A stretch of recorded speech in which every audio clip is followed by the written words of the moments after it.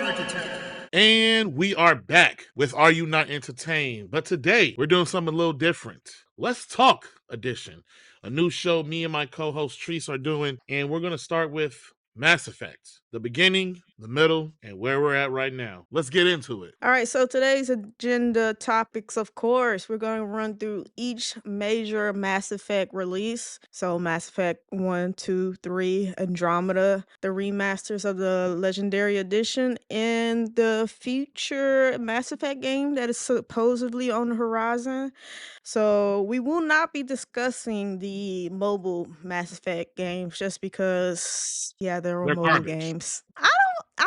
I feel like a lot of people like the mobile game, but I never played the mobile game, so I'm not gonna talk on something I didn't play. Without further ado, let's get into Mass Effect 1. The beginning, the start, the rock, the foundation of such a legendary trilogy that we came to know. All right, so Mass Effect 1. I'm gonna go through a brief origins and concept development and where it started, and then I'll go through how it came to be, the team, and then we'll just get into some personal feelings about the game and where we were in life and what the game meant to us at the time. So, Mass Effect 1, developed by BioWare, published by Microsoft Game Studios. It was released November 20th, 2007, and it was exclusive for the first year on Xbox 360. So, the idea of Mass Effect began inside BioWare around 2003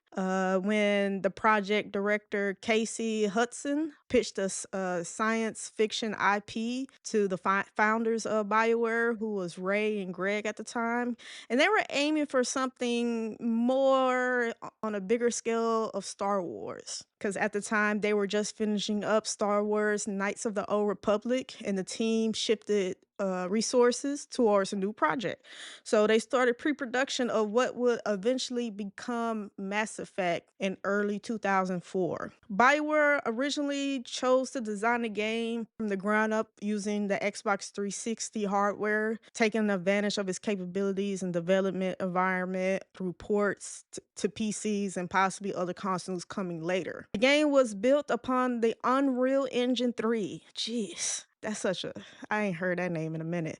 Unreal Engine 3 was the foundation, but BioWare heavily modified and extended the system's capabilities, allowing digital actor systems, the exploration mechanics, the doggle wheel, which I didn't realize was such a revolutionary to gaming at the time until did my research reading this back, and the squad combat system. So all those extra things to make those attributes happen, they had to add to the system capabilities on top. So they really did a lot of ground up development for Mass Effect, which I had no clue at the time that it was such a big hurdle and a lot of time and money invested in the development of this game. Up until that point, the development of Mass Effect and BioWare was its largest programming project to date, just because so many things was designed for this game and was never done before. And from the start, BioWare and the creators of Mass Effect knew that this was going to be a three-part trilogy. So before the first game was ever completed, they knew that they was going to make three games in the end, and the story was going to be told over the span of three games, which I didn't know at the time. So that's probably how they was cranking these things out at such a high speed. So I thought that was interesting when I read that the developers aim for more movie like telling story layouts, cinematic, big thrills, big battles, lights and shows, the glitz and glamour, very Hollywood movie elements, but in a video game. And like I said, they did a lot of innovations. The doggle wheel UI system, allowing players to respond with emotional comments. BioWare later patented that interface, which I didn't know they did. And they also said that the writing team was very ambitious. It was led by Drew, who had written the game containing over 400,000 words and over 2,000 spoken lines. Among influences cited that by developers was, of course, Star Wars, Blade Runners, Alien, Star Trek, Final Fantasy, Starship Troopers, which now that I look back on it, I can definitely see the influence of those IPs in Mass Effect. Now that it's like Hmm. written in front of me, I can really see that. Drew, who wrote Knights of the Old Republic, also was the lead writer for Mass Effect. And like I said, he pulled influence for the dialogue from Star Wars, Blade Runners, Aliens, and all those other IPs I said. They spent a lot of time, which is kind of funny that I'm reading this, that they made a whole exploration planetary surface team. So there was a dedicated team just meant for designing exploration in the Mako vehicle and designing the survey landscapes and the enemies and the other resources. It says it was partly inspired by Star Control the Second. Yeah, so they had a whole design team for just exploration, and I thought that was a very interesting thing because I don't believe they in the last later Mass Effects they did that, honestly. To have a whole team just dedicated like, "Hey, you're gonna control everything for exploration." So I thought that was like, dang, like once again, Mass Effect has such deliberate, how do I put this, creativity. They knew exactly the Absolutely. game plan, and everybody on the team knew exactly what the goal was at the end of the game. And so therefore, you got a more flushed out experience. Even though this game came out in '07, I don't think we get that in games nowadays, and it's really unfortunate. But just not to get all emotional, but in the development, there was about 130 people that worked on the project the first 6 to 8 months, focus on defining the look, the scopes, and the system. A great deal of the engineering time was spent making the dialogue actor systems. Characters could emote, gestures, lip sync, things like that, just really polishing up things. The combat of the RPG shooter elements was later brought on by the engineering team. But the team made such reference when I went back and just researched the narrative and the dialogue and the consistency and how they allow the character or the player to have different options of expressing what they want to say, and therefore leading on the conversation to have different outputs. Like you can have a totally different dialogue depending on how you said something. And I was like, man, I do remember that because that was when, it was like blue or red ways of saying things, meaning like this Yeah, was the softer Renegade. way. This was the rough way of saying it. Yeah, the Sometimes Renegade leading and the Paragon system. yeah, sometimes leading to physical altercations. But yeah, and the game got finished around October. Like I said, it released November. So they finished the game in October of 2007. They originally announced Mass Effect under the X05 trade show in 2005, very early on in Amsterdam, Xbox 360 exclusive conference. And then later, years later, it came to E3, good old E3, as a demo in '06. And somehow it won Best RPG before it even released. I thought that was kind of crazy. And the following year at E3, of course, this is after release. It won a lot of awards: Best Console Game, Best Xbox 360 Game, Best Writing.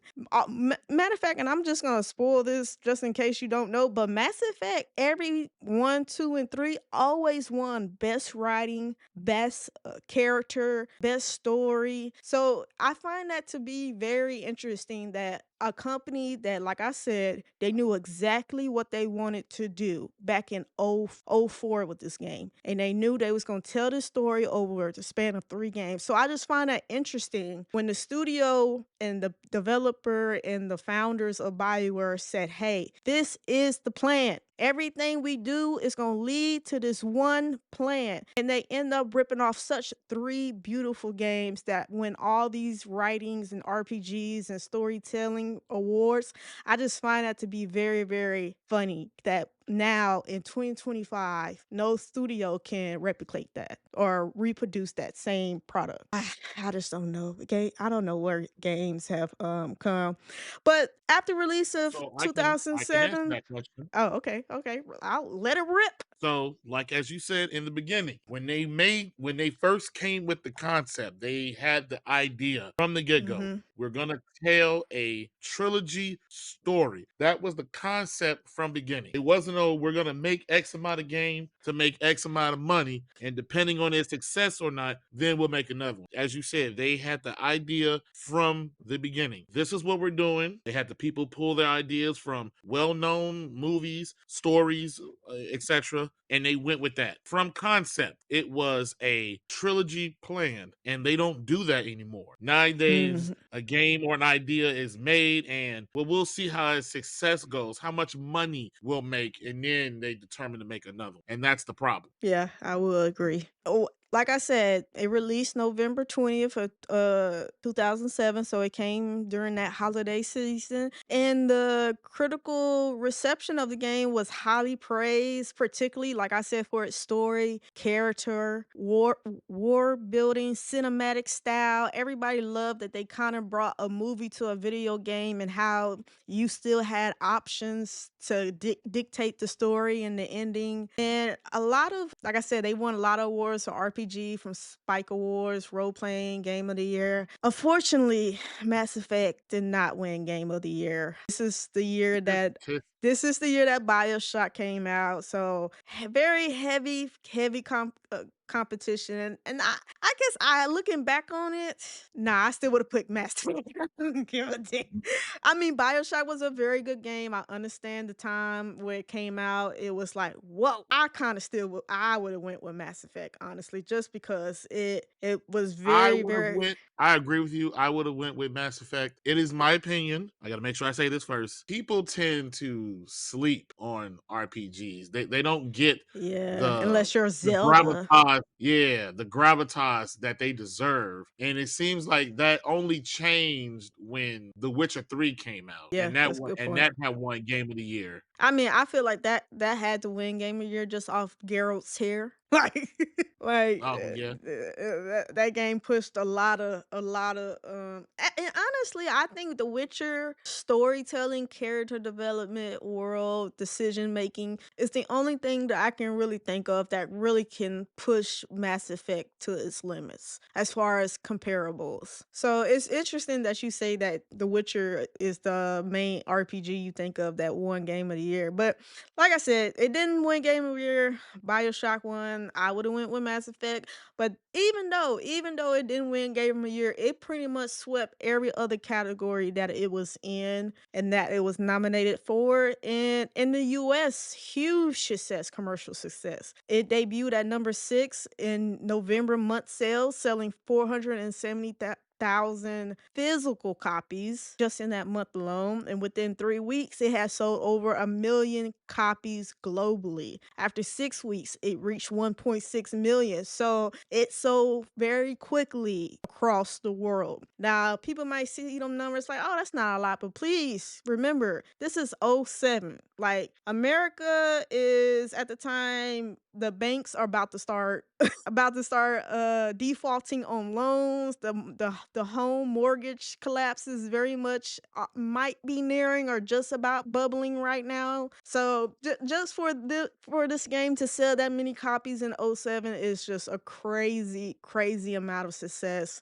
Now, for as good as this game was, it did have some controversies. Number one, Oh, and the number one controversy at the time was over romantic cutscenes. Now, in movies, that's not unheard of. No, you have little already sex scenes. You have a little butt cheek here, boob side boob here, that's A little very bit of normal. cleavage. Yeah, that's very normal in Hollywood movies. But in your game, all the people was going crazy. It was so much Particularly backlash. particularly Fox News was the Oh main gosh. culprit Yes. spreading the controversy, and most of it Yes. was not true. Most Yeah, of it it was was so overblown. heavily, yes, over exaggerated. Like, calm down. Yeah, it was the partial nudity, sexual content was very much on a lot of news channels for having graphic sex in video games.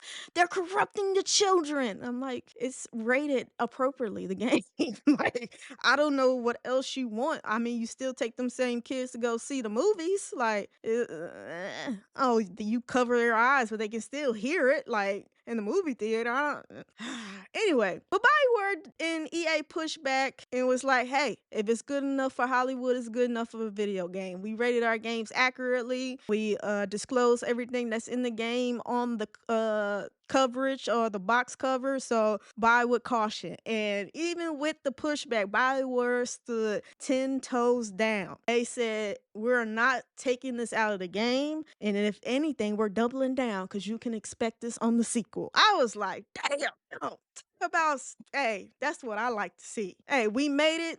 We gonna stand by it. We put our name on this. We ain't backing up. We don't care what you got to say. Because of the partial sex scene, the game was banned in Singapore due to scenes involving an alien and a human female. It was later reinstated, but with an M18 rating. So it was a little pushback, but eventually it got back on the shelves. And of course, that leads into another controversy. Unintended romantic code was found relating to Caden being a same-sex option in Mass Effect 1. But later, BioWare clarified those were mostly oversights and not intended features. So I guess that kind of was more on the PC side, I would think, because it's talking I about don't recall that. codes. Yeah, I don't recall that either because, consoles, we can't really go into the code. So Yeah, that definitely had to come after the PC release. But yeah, that was this main controversy at the time. I can't think of any other game at the time that had such romantic scenes. Besides, was not God of War out not back yet? then. Was You God of said what? War out? Was God of War out at that time? Cause The first they one, had I can't remember if that had the little the S little mini side game. game. Yeah. Yeah, the first one, yeah, yeah, but it was old with But the lame songs and yeah, the yeah. ending up and the Now looking moans. and no, it wasn't no moans. They was staring at each other. Listen, if you didn't play Mass Effect 1, just think of a movie having it's probably more PG than your average romantic entanglement on a movie, honestly. It wasn't no Absolutely. moans. They were like looking at each other and it's a lot of cuts. Like they cut multiple angles, barely any butt cheeks, barely you probably didn't even see a side boob now that I think about it. It's very PG-13. People was just tripping back then, honestly. If you haven't They played were. Mass Effect 1, you probably can look up the scenes because you got a few options to have that scene play out with at the time. And then you could play as a male or a female. So, the options kind of changed up depending on which character you was playing with. But anyway, that was the major controversy at the time. But all in all, the game was a huge success. Xbox couldn't keep the game on the shelves. That's how good the game was. And like I said, it won a lot of awards and things like that. What did this game do for you, Infamous, at a tender age or whatever you were back in '07? It's almost 20 years ago. For me, Mass Effect was the start of something great. It was a video game space opera, a space RPG, like how you said they were with the Star Wars Wars reference because everyone that's what they call Star Wars. It's a space opera, and Mass Effect looked toward to being doing that in a video game form. Mhm. You got to make choices that determine how the gameplay went out. It wasn't. Now I'll admit I'm a huge lover and fan of the first game, but it is not the most well rounded or the most well polished. But you expect that in the first go round of something new. But 130 it people lived up. worked on this game. Just keep Yeah. that in for like, that's not a lot of people. Oh no, it's not. It's not. But to me, it lived up to its name in being a RPG. The Yeah. choices, how you can customize your class, you can make Mhm. builds, the armor, the guns. I Y mean, you could the go first out with time different playing it, teammates with different abilities different and teammates. Oh my god, yeah, it was great. The companions from Rex to the romances. and with To me, Ashley.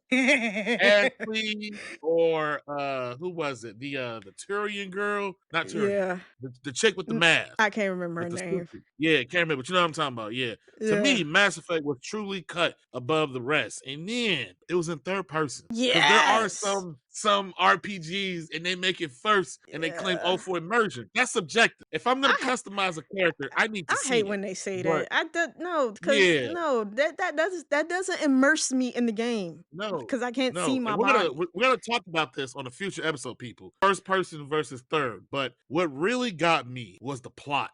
The plot of Mass Effect One, like, oh, humans and aliens think we're so snob. This, that, and the third, and then we go to recover an artifact, and then yo, the galaxy's about to be invaded. Yeah, whatever, man. Become a specter. Just all of it, from the Star Wars like council and government, the galactic threat no one believes.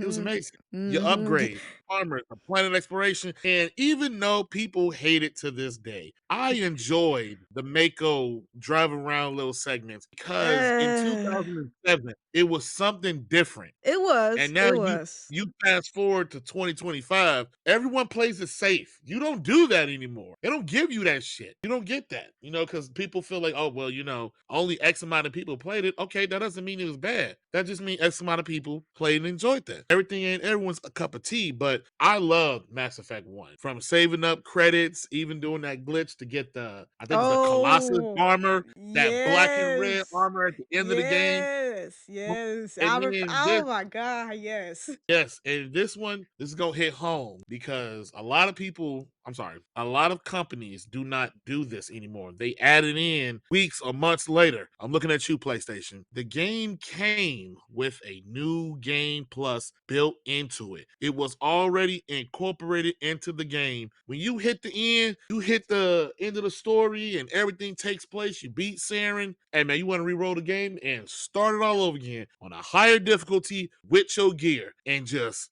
Oh enjoy that yeah. power fantasy. I Yeah. loved it. Mass Effect, Yeah. first Mass Effect. Yeah, Like I said, a little rough, but hey, it was new. but at the time, it was more revolutionary than rough. And at the time, honestly, you didn't even realize it was rough until the sequels came out. And it was like, oh yeah, I see where they ran out of budget and people to work on certain stuff. Cause Yes, yes, when you go back and look at it, it was like, oh, this is very empty. But yes. at the When time, you play the successor and you go back to the predecessor, you're like, oh, I see where they cut corners here. I see mhm, where the budget ran out in this area. Oh, was mhm. this area always so choppy looking? Yes, that Yeah, does happen. clay looking, yeah. But Hmm. Mass Effect is look, I can't express at the time of gaming was so it was a lot of competition. And for a new IP to come onto the scene, it and what it did for RPG, it really set the standard for RPG going forward. And not a lot of people still to this day ever met that standard with the No, they have not. choices, the consequences, and the fine features. And like I said, I didn't even realize they patent the doggle wheel UI interface system. And I didn't that know kind that of either. yeah, that was their they always kept that. Now that I think about it, through all the Mass Effects, that wheel was even in Andromeda, which we'll Well, talk about later. But we'll get to yeah, that. yeah, Mass Effect just set the bar of what was a good RPG at the time. And I think it was very pivotal. Like you said, RPG doesn't really get the recognitions and the accolades that it rightfully deserves just because, I guess it's like the newest kid on the block of storytelling. And so a lot of people are like,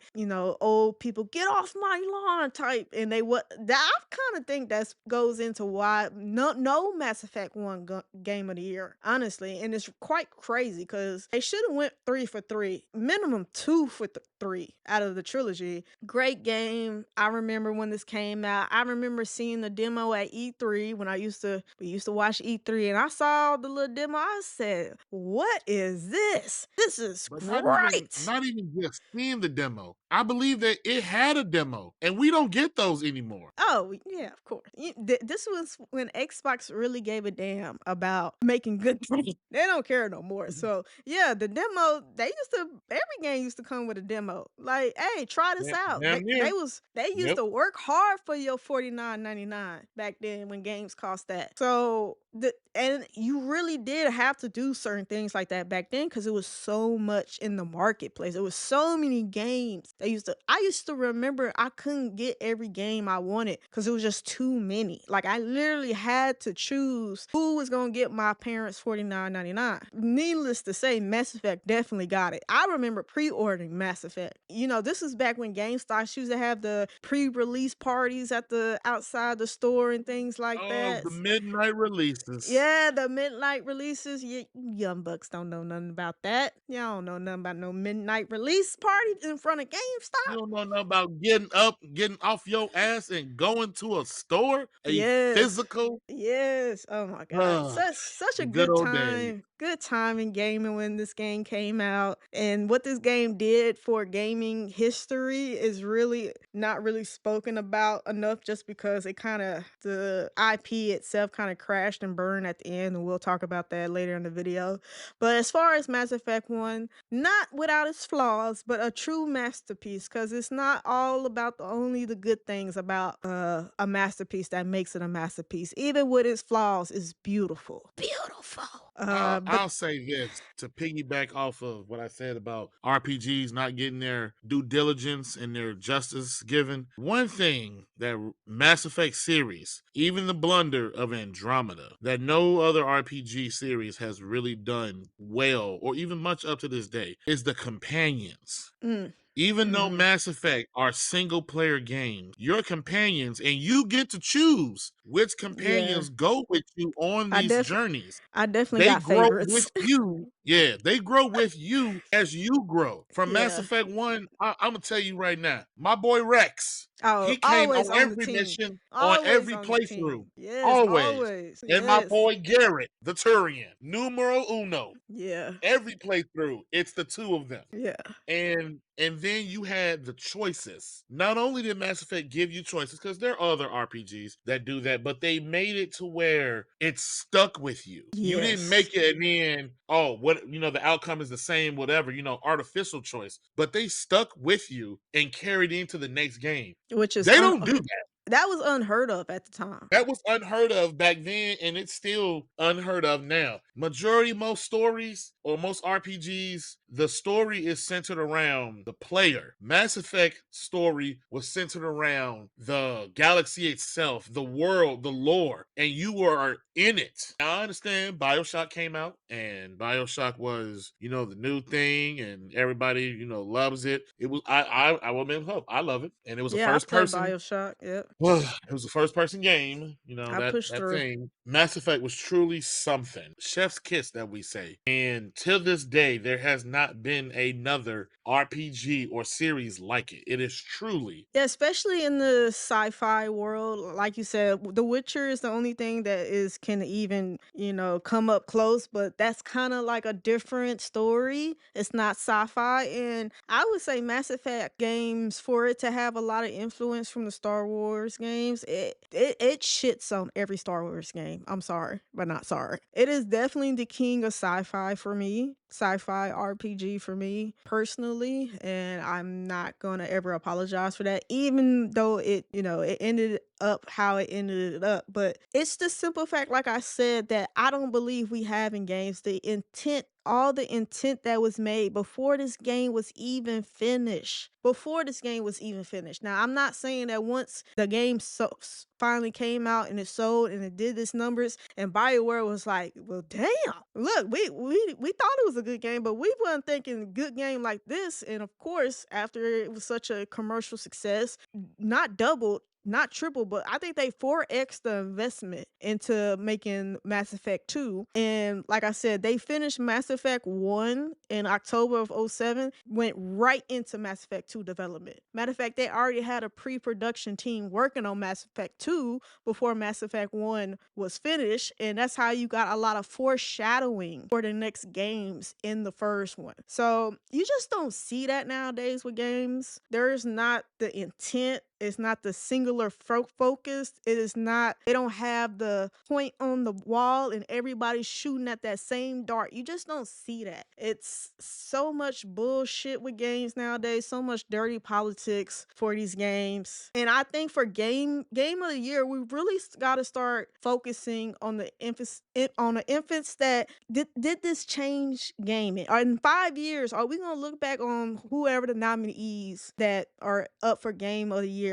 Could we tell the gaming history story in its totality if we don't have this game a part of that story? And that's where I think Mass Effect beats BioShock. Because you can tell the history of gaming without BioShock. And I honestly, I don't think it would, really hurt the history. But you cannot tell the history of gaming without Mass Effect. That's why, in my eyes, Mass Effect should have beat BioShock in the end. But like I said, I know BioShock was very loved. It was first person. It had the little kids, and this is not a BioShock story, but I still think Mass Effect was cheated out of Game of the Year multiple times, and we'll get into that. But and we both feel the same way. It did get robbed. There are not many RPGs that win Game of the Year, and it's actually quite sad because many games have implemented RPG-esque mechanics into them to mhm. open the audience up to get more people to buy it. They don't get their due diligence, but Okay, so moving on. Mass Effect 2. Once again, it was developed by BioWare, but this time it was published by EA. EA actually bought, the rights and all that from Microsoft Studios at the time, well, which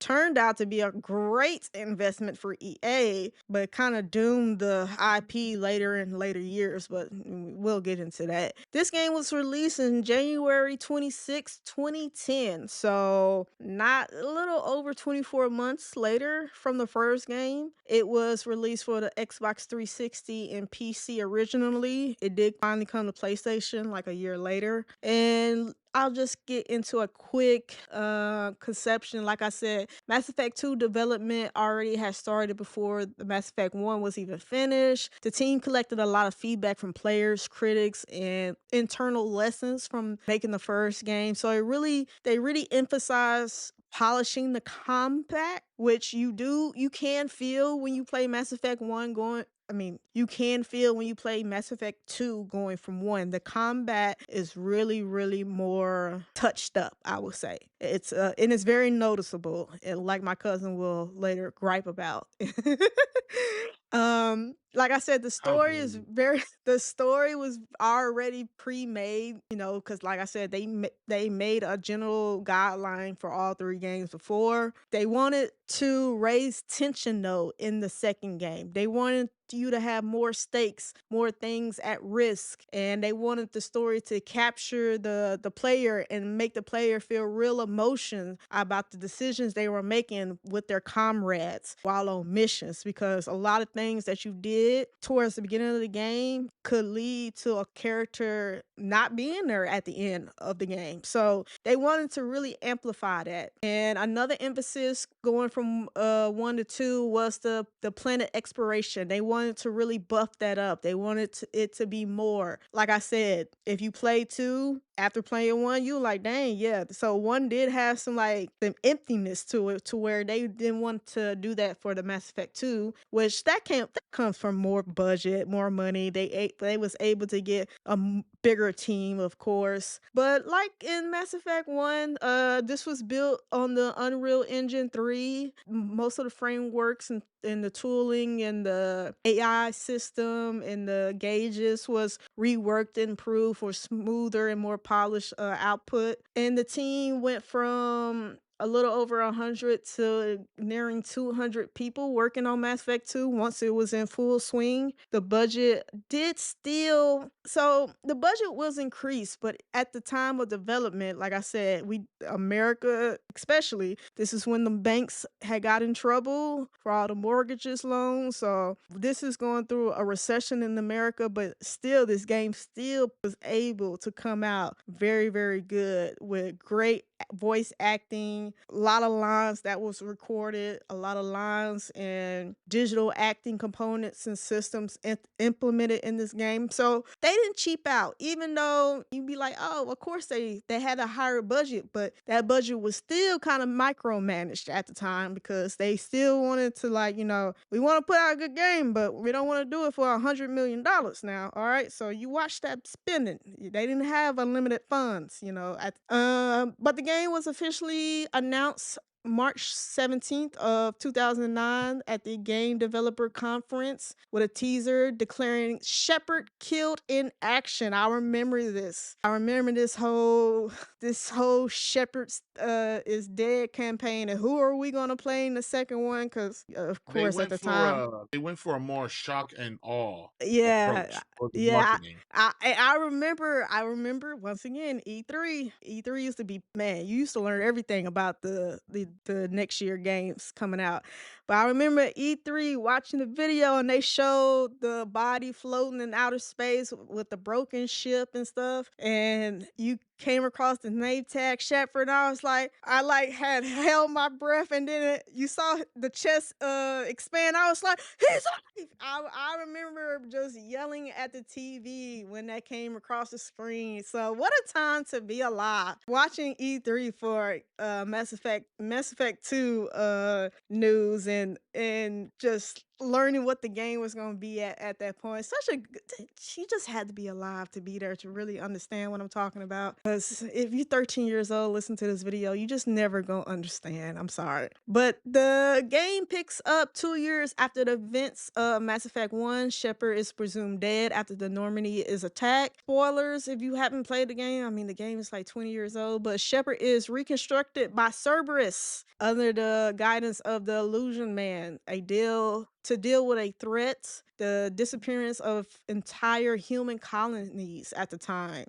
Turned out to be the collectors, a race of working with the Reapers. I'm not gonna get too much into the game because spoilers, but whatever. The game is like a million years old. The game goes through all that. The final mission, quote unquote, the suicide mission, became one of the most iconic parts and well-known things about Mass Effect 2. It was featured breaching outcomes, check for your loyalty and your ship upgrades, possibly. And like I said, this was the mission where you possibly lost squad members at, depending on the choices you made earlier and throughout the game. The art direction and some of the environment went through changes, collector base, stuff like that. Character driven storytelling was very much emphasized. They wanted to keep the storytelling to be very polished, very Hollywood. Once again, this game does have a little romance scene, but this time around, I guess the world was already desensitized, so it wasn't that big a deal coming the second time around. But like I said, Mass Effect 2 released on Xbox 360s and Windows January 26, 2010. It came out January 29th in April. It later did come to PlayStation 3.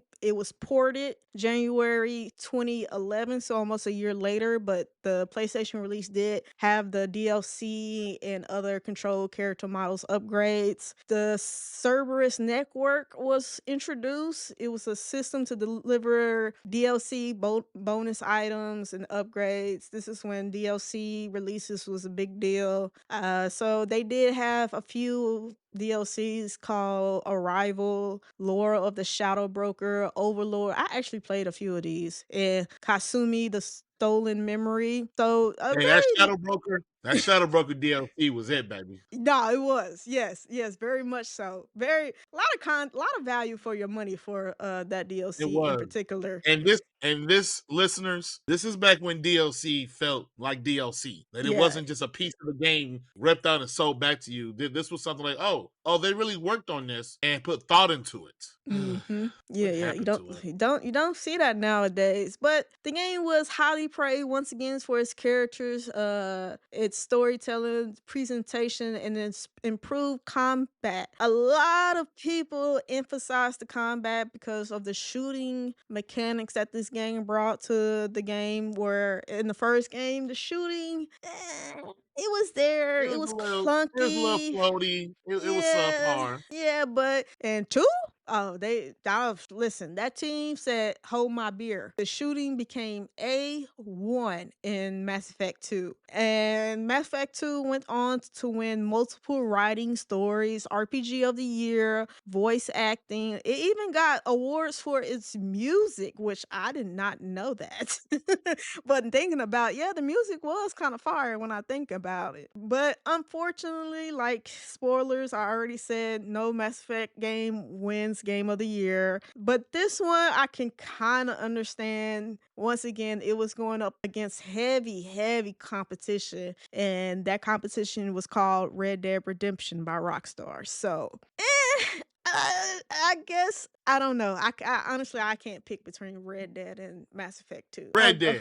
Really? And you said well, okay, so let's preference this, listeners. My cousin has a beef with Mass Effect 2. He does not I like sure Mass do. Effect 2 because of how much of a shooter it became. So his pick is already biased. So just preference that before he goes into his spiel about Mass Effect 2. Go ahead. I'm just gonna go ahead and get this out the way. My cousin ain't lying. I do have a huge bias with Mass Effect 2. As much as I love Mass Effect 2, I'm gonna say this right now, and you all take it how you leave it. Mass Effect 2 was a good game. It was not a good Mass Effect game. And the reason why I say that, and He always you could go uses back and world look at tundras. hold on. You could go back and look at reviews of Mass Effect 2. That Mass Effect 2 to me was more of a third-person shooter with RPG elements sprinkled into it. Now, I don't mean to quote them, but I have to bring them up. IGN even brought up the more shooter action approach they went with it, and it seemed less RPG. Everyone fell in love with Mass Effect because of it being RPG first and the shooter second, which I ain't gonna lie. You could go back and play Mass Effect 1 now, whether it be the original, Mass Effect 1 now, whether it's original or the Legendary Edition. That shooting, it's up par. But hey, most RPGs aren't shooters. They're high fantasy, sword and shield. So, okay, something different. But Mass Effect 2, and that shooting was on point, baby. Ooh, All day, every day. Like yes. you talk about action set piece after set piece. Just to me, it felt less of a RPG. To me, it was a glorified shooter Oh, with okay. RPG Well, elements. okay, but wait, like it's still you still was exploring. You still had the customization in the choices. Your choices still had Ah, consequences. Your teammates had loyalty missions. You still got to pick ah. who went out on missions with you. You still got everybody's backstory and why they are part of your mission and how they started tagging along and what they're there for and what they stand for. So you Okay, hold on. you kind of discounting that this Hold on. is a RPG game. Hold on. You See, we said about to start customization. arguing. We about to start I don't. arguing. No, we're not gonna argue. I'm just gonna throw this out there. You said customization. I don't know Yes. if we remember playing the same game, but I didn't play Mass Effect 2 on the 360. I played it on PS3 when it came out a year later. So all the DLC and everything, I got it right then and there. But as far as customization, it was very lackluster. It was very subpar. You Wait, had the same. customizing what though exactly? Okay, before I answer that, what's your definition of No, customization? no, no, no, no, no, no, no, no, no, no. You're the one that said this is RPG elements, so you have to So explain. so on Mass Effect 1, you had various armor suits from various different races of the game. And it showed when you put those armors on, whether it was pink, it was black and blue, the green armors. There was a yellow one I remember that I thought was ugly, but I was like, hey, I need the defense and armor on this because I'm getting killed.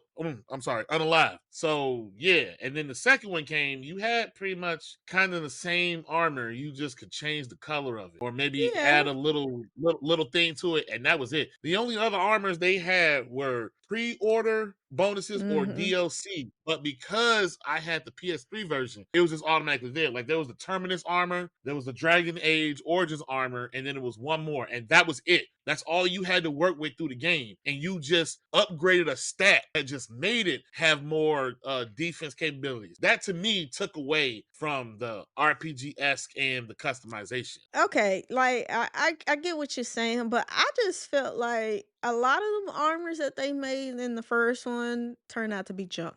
like, like You can, to and me you know what? You can say personally, that. You can to say that, me, but that's part of RPGs in a sense. You have, and then you have the good stuff. so you There's no rather different than like them an anime. Animes, you have filler episodes, and then you got the episodes uh to get to the point. oh, don't get me started on the filler Naruto episodes. But so like you rather them have spent resources making junk armors, different armors to satisfy your RPG itch more. Technically they I did give you wouldn't options. They just didn't give you as many. see when you word it like that. It sounds bad. And I get what you're saying. I Yeah, wouldn't. yeah. I get what they did. They doubled down on the aspects they felt would make the newer game, the successor, better, Yeah, they was and trying it to did. bridge the gap. Yeah. And they did, but there are certain things they went on that made no sense. In Mass Effect 1, you had no ammo. The guns overheated. And then you Yeah. unlocked add-ons to add to the weapon to tone that down. RPG progression. In 2, they just said, hey, fuck all that. Bring ammo back. And it was like there are certain scenarios I ran out of ammo and I had to switch to something else. So I'm like, damn, like why we're in the future. We're in the future. There's aliens, just space stuff. I can't think of the exact things right now. Why are we still using bullets? Why are we using the Okay, so concept of ammo? you're dinging them for making you go through some inconvenience. When you word it like that, it sounds so trivial. But sure, if you wanna put it like that. I But mean, but cause I that's not my whole thought. I feel like I that you do. could customize your weapons, unless I'm not remembering correctly between 2 and 3. Yeah, I think you're thinking more of three. Two was kind of the same thing. You kind of had a few weapons that you incrementally upgraded. I mean, even as far as making your build, you had like 3 or 4 stats, and then you just put some points into it. And it was a more action oriented game, and they went with that. Yeah, so I get what my cousin is saying with the certain changes. Do know they did make an emphasis. They wanted this game to reach more people, so they had to make some tweaks here and there to allow people who never played an RPG ever in life to be able to pick this game up, even if they didn't play the first one, and be able to play. So I think that's where some of the things that my cousin has issues with that they did, and to try to bring in those new players that's never played an RPG, because like we said, RPG is still it's not in its infant phase, but it's still like this is the time where Saints Row and Grand Theft Auto, like Call of Duty was going crazy. So, RPG, a lot of people looked at it as, just give me the gun that I like, and I want to keep that gun throughout my gameplay, and allow me little things so I can upgrade it as I go. So I kind of feel like they made that decision, and I mean I do remember it getting a lot of flack. A lot of people did complain that it lost some of its RPG edge, but at its core, like I continue to say, hey, you did have the capability of customizing some things, making some choices with the dialogue, and ultimately having to suffer through some consequences of those choices later in the game. Not trying to And you spoil know too what? much.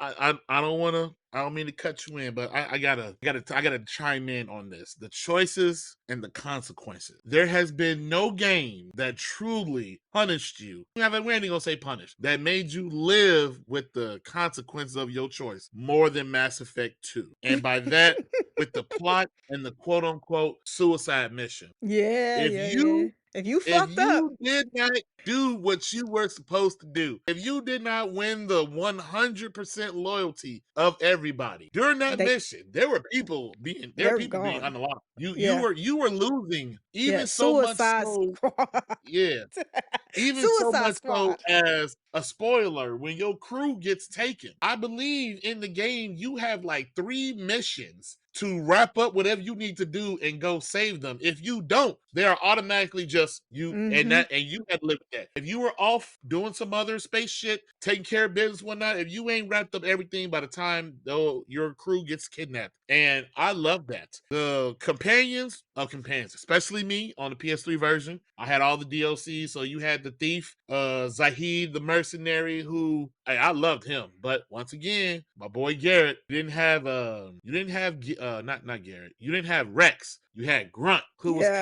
was kind of Yo, but he dude was was like, all no, about no. his people repopulating. Yeah.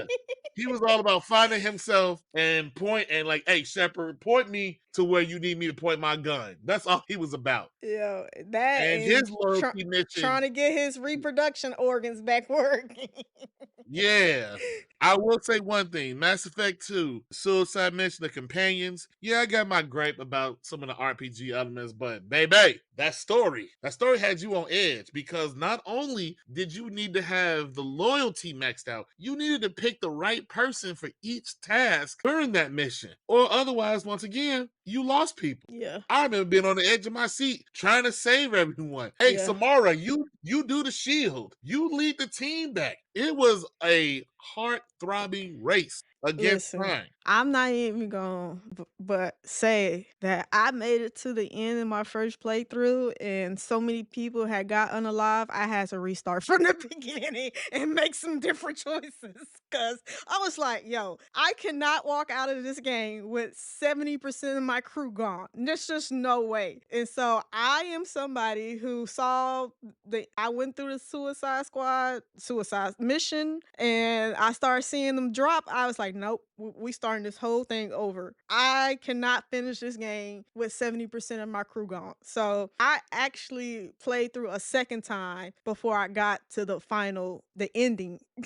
because of the choices I was making was just not the right choices. I am one of those No, people that I get you. I think I redid that mission on my first playthrough 3 times because I was like, yo, no, I lost him. Oh yeah. man, what? And it's so How did she crazy go? And I'm like, what? because you send them to do something thinking they're more than capable of doing, but it's because you only got to loyalty 98 that they're going to get unalive. It's just like, bruh, come Mm-hmm. on, come on, Mm-hmm. what are we It, doing? it's later that I found out that certain companions have just a randomness chance. Even if they are maxed out on loyalty, you did everything. They have just a randomness chance to just, oop, plain and Especially if simple. you tell them to do something that they're not supposed to do. Yeah, if you put them in Um, charge of leading or doing anything, pretty much they should just stay with you in the core group and not yep. do any of the tasks. You'll end up losing them. And Mm-hmm. I was like, what? Mhm. And especially, I love how the companions be volunteer. Let me do it, Shepherd. I can do it. No, mofo, you gonna die. Like you can't do that. No, I'm not picking Mhm. you. I know this is code name suicide mission, but baby, no. Listen, I ain't worked too hard on your loyalty missions for you just to get got at the end. Okay, you do what I tell you to do. All right. Yep. Oh, Mass Effect 2. Yeah, that was Mm. the highlight of the game. People still talk about that mission in that game still to this day, just because of Still the to this day. ramifications. Such good game. But yeah, Mass Effect 2 in its nutshell had a lot of improvements. It doubled down on the romance scenes and its romance options. Miranda. Miranda. The stakes were very high at the end of this game, rightfully so. A lot of people say this was the peak of the storytelling during that mission and during the ending of Mass Effect 2. That's just because Mass Effect 3 conclusion was so controversial that we'll get into shortly. But Mass Effect 2 overall for for this game to be coming out at 2010 was just a once again chef's fucking kiss of I feel like a RPG game. I know my cousin has this gripes, but at the end of the day, this still push the boundaries. You still cannot go through RPG history without talking about Mass Effect 2. You can't even tell the gaming history story without bringing up Mass Effect 2. It was such a pivotal game at for its time, and still to this day RPG still can't even get to this metric of a game in storytelling and developing your side characters and making such harsh consequences over your decisions. Still to this day, we're in 2025, 15 years after this game release, we still haven't seen too many games top this storytelling thing that this game offered us in 2010, which is very sad now that I think about it. 15 years later, you would have thought we didn't have about 4, 6, or 8 Mass Effect like franchises told since then, but unfortunately Nope. not. Besides my RPG s gripes, everything was improved on. The story, from the shocking awe of Shepard dying to the oh man, not only are human colonies being attacked, they're disappearing. The race Yeah. against time to save your people, and depending on the choices you made in the first game, you either had the council ignore you or you had human council ignore you. And you're just like, Yes. yo, did I not prove who I am? The gunplay, the suicide mission. I mean, there was really nothing that was missed. There were so many high moments in that game, especially the true high point to me was learning that the collectors, the antagonists, if you will, of the story were the Protheans that just got shaped to do the Reaper's bidding. That was a true mind fuck for me. I was like, oh my god, oh my god. Going into their ship and Harbinger and fight, man. And once again, companions, you wasn't at it alone. From the Psycho to, like I said, Zahid, the mercenary, Kasumi, the thief, my boy, once again, numero uno, Archangel, aka. It was a wild ride. I replayed Mass Effect 2 at least maybe 3 times, using different squads, variations, but and that really should have won Game of the Year because it Yeah. truly is the definition of raising the bar from its original concept to the Yeah. sequel. Yeah. Unlike Mass Effect Sony 2 games. is like the Terminator 2 video game. Everyone, when they talk about Terminator, hey, Terminator 2? When Mass Effect is brought up, Mass Effect 2 is the first thing out of people's mouths. In that mission, everybody knows that mission. Even if you didn't play the game, you know that mission, that You sure do. suicide mission. And that mission, one of the best pieces of water cooler conversations. To who got unalived on your first try, to hey man, what team did you run or have lead the team back? Who'd you have do the Mhm. bubble? Who'd you pick for various little roles? And that's another thing. It gave you choice. It didn't just say, hey, you need to max their loyalty and only use them. You had options. From Samara, who are you doing her loyalty mission, you can betray her and take her daughter and still get the same job done. Oh man, that loyalty mission, those loyalty missions to me were the creme de la creme of that's all I got. Yeah, so that's Mass Effect 2 and its highs, its lows. So going into Mass Effect 3, this is the final entry of the trilogy. This is what everything to this point has been leading to. This is Shepard's final ride with you in a sense because this is the end of Shepard, quote unquote. But like Mass Effect 2 development, Mass Effect 3 started development towards the tail end of Mass Effect 2 before Mass Effect 2 was finished. BioWare used lessons from both prior Mass Effect games and from the Dragon Age. They took a lot of elements from the Dragon Age and put it into the final Mass Effect 3 games, which had received some criticisms for inconsistent pacing. I don't know nothing about that. But they aim to produce a tighter overall flow, meaning the people that was griping about RPG, they had a mission to bring back a lot of RPG depth that they trimmed out of Mass Effect 2 for streamlining and trying to bring in new players. They said, you know what? Fuck it. You complain. We're bringing shit back then. So they made elements to where meaningful weapons and armor customizations would be implemented. In interviews, the team acknowledged that removing these features entirely in Mass Effect 2 had been overzealous and a little they said it was a little too overreach to try to bring in new players, and so they really wanted to go back to the roots and give the people from the original Mass Effect 1 playthrough their just That's due right. in The people have spoke. its last and final hoorah. Because like I said, baby, this was always meant to be three games, and three games, I emphasize the only. The game was first announced to try to target the holiday season of 2021, but it did miss that for polishing and finishing up certain elements. So the game didn't release until March 6th of 2012. It was released on all three platforms: Xbox 360, PS3, and PC. Developed by BioWare again, published by EA Sports.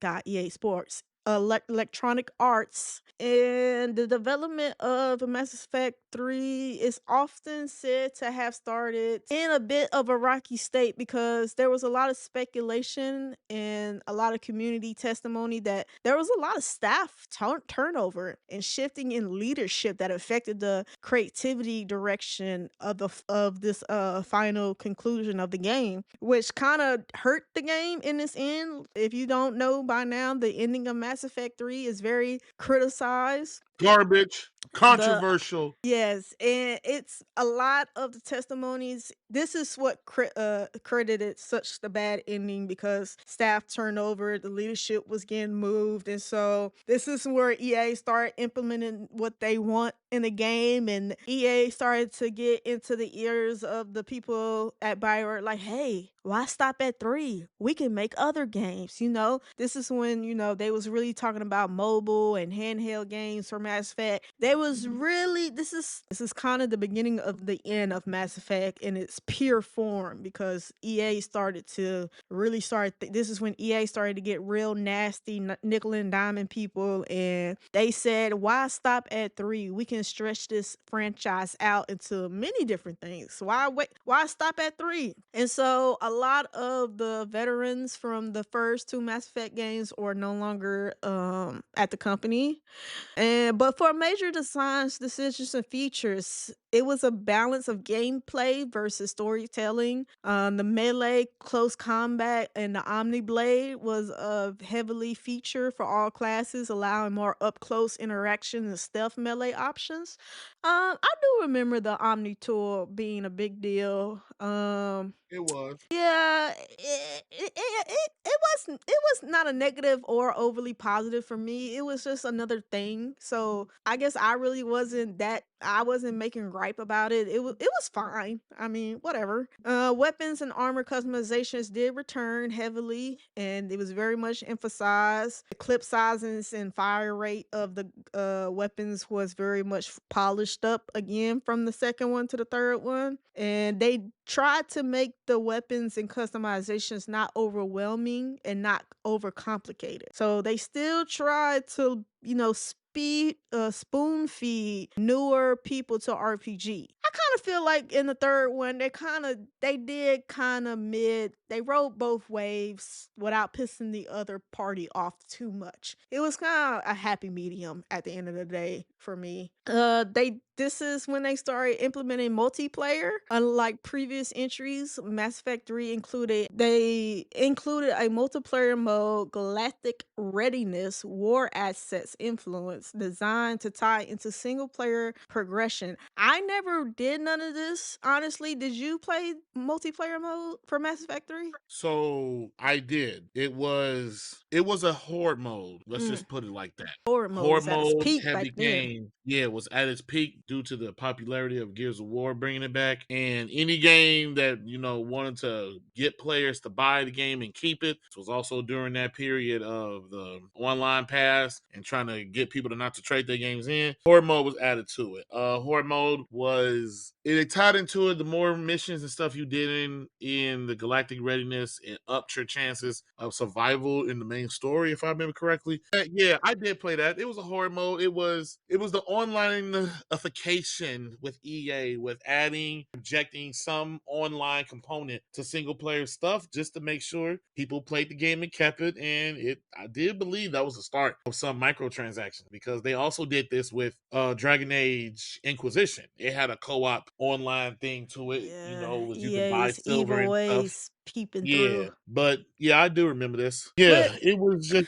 Go ahead. no, I was just saying, so for the multiplayer, did somebody come into your game or how did it work exactly? If memory serves me correctly, you made a lobby, you got your friends in, they kind of picked it's either a class or a character that they could build upon, and then you were put into a map of sorts, and then you just ran around doing Mass Effect stuff, unaliving the whatever creatures they put up in there. You given small little objectives, and that was it. And the more you played that, the more it increased your readiness for the end game for the story mode. I Mm. can't remember what it is exactly that they did for the legendary edition of it, because they didn't put the multiplayer in it, even though they said they would add it later if the demand was there and people demanded it, and they didn't bring it back. So I don't know what they did for the legendary edition of it. They after added a substitute. I mean, it was okay. Like I said, it wasn't half-assed as a lot of shoved in Mhm. online stuff was back then. But most people love a horde mode and love some type of card to play with the buddies. And if you are a fan of Mass Effect, they kind of made it kind of a co-op RPG, but not really. But hey, people took what they could get. Of Mhm. course, now, in 2025, the servers are not there anymore. So you can't really play or do that anymore. So if you didn't play then, you just ain't gonna play it. SOL. Okay. But I mean, Look, it was I okay. never played it, so I never even knew or thought to experience it. Actually, you know what? If memory serves me right, for the Legendary Edition, I believe what they did was they took a page out of to where you sent little representative, little AIs on missions. And the more missions they did and more of their success, that built you up towards the end game for Mass Effect 3. Oh, If wait, memory serves me. so well, and just to keep in reference, Andromeda came after this game. So it's Yeah. kind of like that Black Flag mode where you will send some ships out and they would either come Yeah. back Yeah. successful or unsuccessful. Yeah. Yeah. That's what they had done. Yeah. Okay. Okay. Okay. All right. I can see how that worked then. But moving on, Mass Effect 3 narrative begins with Shepard's on trial and Earth is under siege, and the urgency of defending Earth becomes a central narrative driver. Gameplay structure involves recruiting different races, managing allies and building war assets to stand against the Reaper invasion. Side missions, loyalty missions, and previous decisions feed into your final, I guess, output when you go into the final fight. And that's kind of where my cousin was talking about you're getting your readiness up with the multiplayer. Probably that's probably what he was talking about. How do you feel about, I guess, the general story of Shepard being on trial following the events of Mass Effect 2? After that mega mission, and he starts off Mass Effect 3 on trial for his decisions. Do you think that was a good way to start the game off? Yeah, because a lot of people don't I don't think so. They no, felt I it don't was think. weak and kind of redundant. I mean, at that point, everybody kind of already knows what's going on with the Reapers. It's already been proven, and a lot of people felt like, why are we? It's like we're repeating shit we've already known for two Yes. games now. Okay, so So me, I felt that trial. I felt they tried to do Mass Effect 2 again in 3. A shock. Oh man, that hit moment to start it off, mhm. and it's like it didn't really work. because you came off, depending on your choices of Mass Effect 2 that carried over into 3. They already know what you did, how you did, and And you know why? your and why. And now they're just like, well, because bureaucracy, you did it without us telling you to do it. So we got a Which problem with that. you were a specter, like, you kinda had the authority to do whatever you needed to do. You did It well, that's kind of true. But in 2, he operated under the assumption he was unalive. So him working with Cerberus, they were known as we're not gonna use the T word, a radical organization.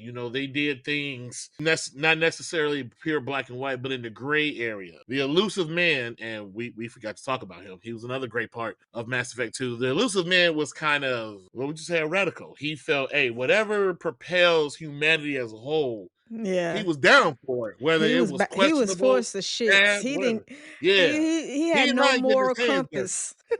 Yeah, if it improved humanity by any means, he was there for it, plain and simple. Mhm. And to the quote unquote government of Mass Effect, they're like, no, why was you working with him? You're still. They wanted to have their cake and eat it too, because in 2 they acknowledged him as unalive. He wasn't part of the Navy or whatnot anymore, and etc. And then 3, they're like, hey, you shouldn't have been doing that. You're military. You're the first human Spectre. You got to live this to the standards. It's like, bro, but you didn't fight to bring him back. You didn't fight to listen to what he was saying was going on. Only the elusive man listened to his talks of the threat of the Reapers. And then now 3 comes like, yeah, we're gonna ground the Normandy. You shouldn't have been doing it was a mess. I saw what they were trying to go for, and it was a mess. But Yeah. I can assume they only did that because they wanted to open up with Earth being attacked, and the heaviest because significant threat Shepard made humans to be. He Mhm. unalived the main Reaper in the first one. So they're like, all right, it's time to end this. We got to go big. Instead of just Mhm. opening up with,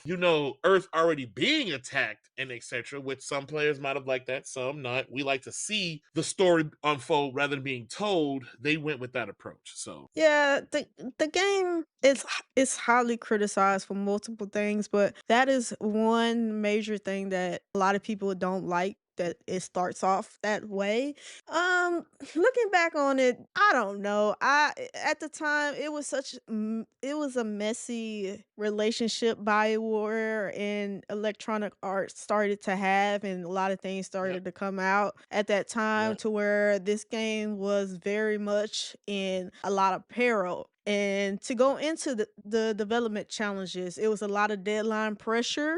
Even though this game came out two years after 2, the deadline pressures was it brought a lot of chaos to the development. Unlike 2 and 1, where BioWare kind of have the free reins a little bit to do what they wanted. Like I said, this is when EA started. They do nasty and grimy stuff outside. And so EA mhm, was heavily in BioWare's ear saying, hey, you need to do this, this, this, and this. And BioWare was kind of like, but we didn't do that the first 2 rounds. So why would we do this now? So it was a lot of rework and a lot of things that was readjusted at the last minute before it released. That's why it kind of got pushed back for 3 months and it missed the holiday release. There was a lot of disagreement about the ending, and that's how it kind of became this generic ending that we ultimately got it at first, and then it was, I guess, quote unquote, reworked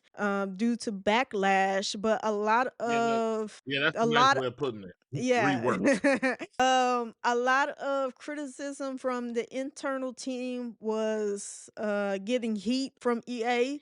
Supposedly the ending and a lot of components of this game was leaked as a result of unhappy developers on the team, from the relationship souring between BioWare and EA. Some people, like I said, there's a lot of people that was veterans from the first 2 games that was a part of the creation of the whole series. They ended up leaving. And I'm not saying that's who ultimately released the leaks of the game and the components of the game and the potential ending of the game, but it was very detailed. I remember remember reading it online because I just was like, well, shit, it's everywhere. I might as well read it. And I will say, what I read was a lot better than what we ended up getting ultimately. By a So, country mile. and me and my cousin actually talked about this then and several years later because we just talk about random stuff over again because we just, I don't know, we ain't got no life. Honestly, if the game leaks, right, and the ending leaks, and if that's the target we've been shooting at, like I said, metaphor, for over 3 games, and if that's our ending, I'm not changing it. I'm just not. And I've told my cousin this multiple times. I am not gonna, and this goes back to how I felt BioWare was at the beginning. They stood 10 toes down with those sex scenes and those, well, not sex scenes, romantic scenes, and having the options to have, different layouts and different people involved. Like BioWare stood 10 toes down with their decisions throughout the history and making of this trilogy. So if the story did leak, if the ending did leak, so what? I felt like the original people of BioWare wouldn't have gave a damn. Baby, we still gonna release it. And a lot of people speculated because of the leaks, it resulted to them creating that generic ass ending with the different colors. Well, I don't even think you got the different colors at first. I felt like that was the rework ending that gave you Yeah, different colors, maybe. yeah. But the ending of the trilogy is just heavily scrutinized. It's heavily talked about. It's been beaten down, and it ultimately really just left a sour taste in a lot of fans' mouth. And, I mean, It like, did. listen, this is 5 years.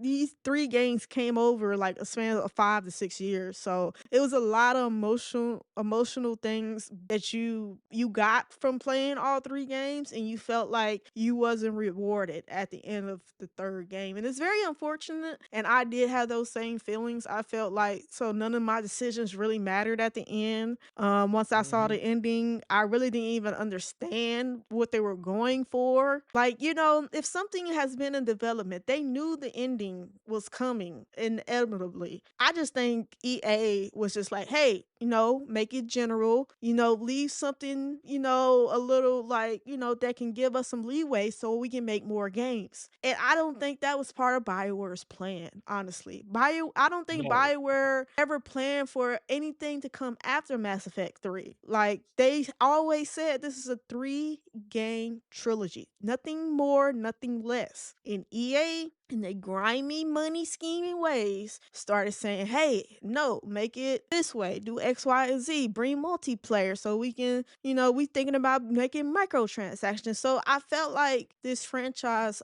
ultimately suffered under EA's publishing it did. guidelines. I felt 100%.